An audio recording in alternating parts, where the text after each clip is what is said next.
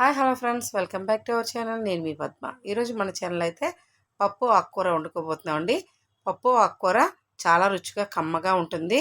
అలాగే మన ఆరోగ్యానికి సంబంధించి ఆకుకూరలు అప్పుడప్పుడు తీసుకుంటూ ఉండాలి. అలాగే ఐరన్ శక్తి ఎక్కువగా ఉంటుంది. అలాగే పెద్దవాళ్ళకైనా పిల్లలకైనా కూడా ఆరోగ్యపరంగా ఉండాలంటే వారానికి 2 రోజులైనా కూడా తోటకూర కానీ పాలకూర కానీ మనకు దొరికిన ఆకుకూరలు ఏదైనా కూడా అండి వారానికి ఒకసారైనా ఆకుకూర తీసుకోవాలి. కుదిరితే వారానికి 1-2 సార్లైనా తీసుకోవాలి. ఇప్పుడు ఈ ఆకుకూరని మట్టి లేకుండా శుభ్రంగా కడుక్కొని చిన్న ముక్కల కింద కట్ చేసి పెట్టుకోవాలి. అలాగే పప్పు వండుకునేటప్పుడు ముందుగా అరగంట కానీ 1 గంట కానీ పప్పు అనేది నానబెట్టుకోవాలండి. కందిపప్పు అయితే నానబెట్టేసుకున్నాను.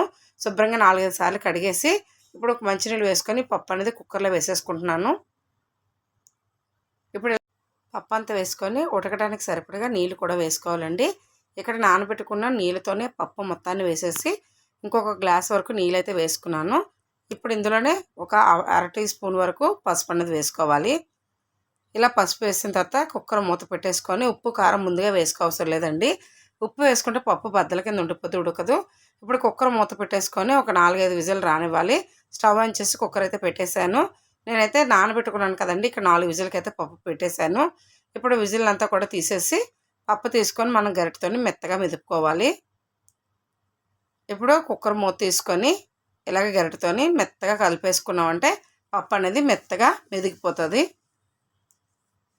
ఆల్రెడీ వాటర్ కూడా ఉంది కదండి, కొద్దిగా నేను వాటర్ అనేది ఎక్కువ వేసాను. 2.5 గ్లాసుల వాటర్ వరకు వేసుకున్నాను. ఇప్పుడు గరిటెతో ఇలా కలిపితే చాలు, పప్పు అనేది మెత్తగా నలిగిపోతుంది.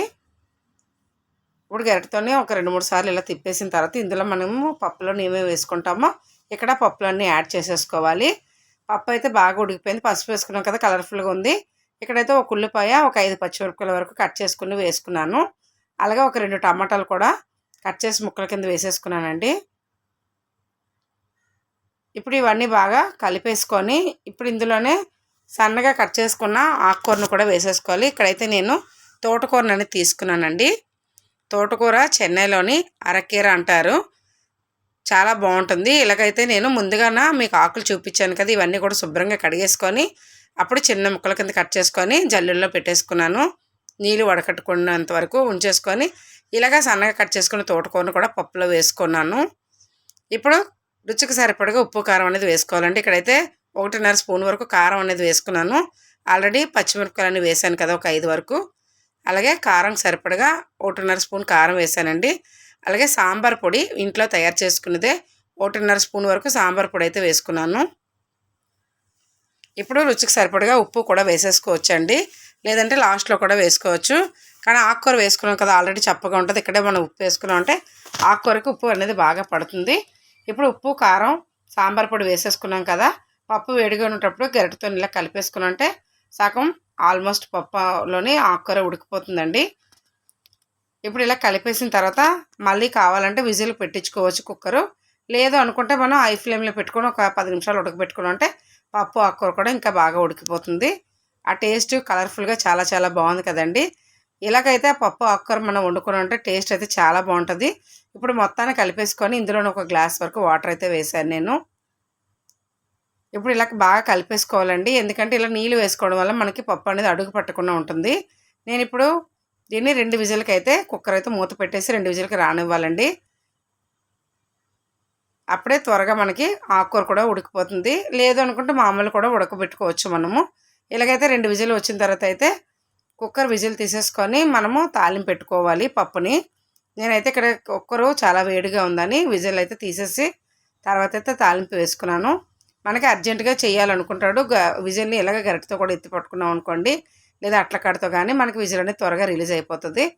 ఇప్పుడు తీసేసిన తర్వాత బాగా అడుగు నుంచి మీద వరకు కలుపుకోవాలి.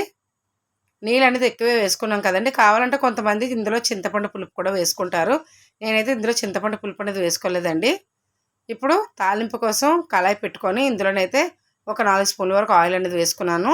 ఇప్పుడు ఇందులోనే పోపు దినుసులు అన్నీ వేసుకోవాలి. కరివేపాకు, కొత్తిమీర, ఎండుమిర్చి, ఆవాలు, ధనియాలు, మిరియాలు అలా కూడా వేసుకోవచ్చు అండి. నేనైతే జీలకర్ర అవి వేసుకొని బాగా తాలింపు పెట్టుకున్న తర్వాత ఇందులోనే అర టీ స్పూన్ వరకు ఇంగువ అయితే వేసుకున్నాను.